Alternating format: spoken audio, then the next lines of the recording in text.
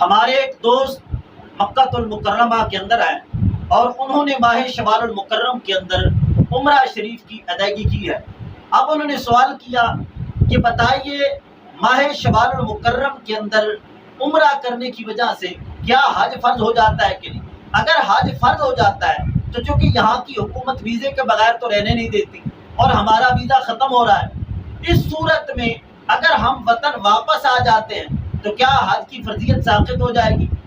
اور واپس آ جانے کے سبب کیا ہم پر کوئی دم وغیرہ لازم آئے گا؟ تو اس سلسلہ میں عرض کیا ہے کہ ماہ شوال المکرم میں عمرہ کرنے سے حج اس وقت فرض ہوتا ہے جس بندے کے اندر یہ شرائط پائی جائے۔ پہلی شرط یہ ہے کہ اس بندے کے اندر استطاعت موجود ہو، جس کو ذات راہ سے تعبیر کیا جاتا ہے، یعنی اگر کسی نے ماہ شوال المکرم میں عمرہ کیا تو ماہ شوال المکرم سے لے کر ایام حج تک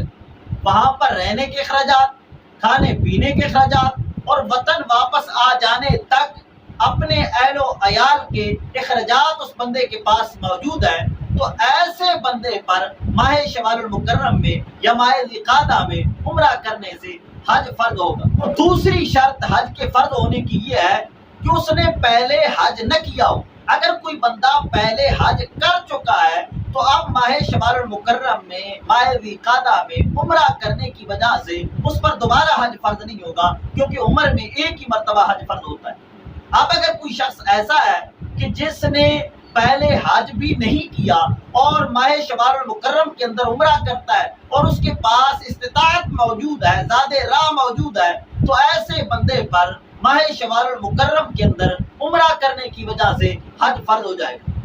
لیکن اب چونکہ حکومت اسے رہنے نہیں دیتی، ویزے کے بغیر وہاں پر وہ رہ نہیں سکتا، تو ایسی صورت میں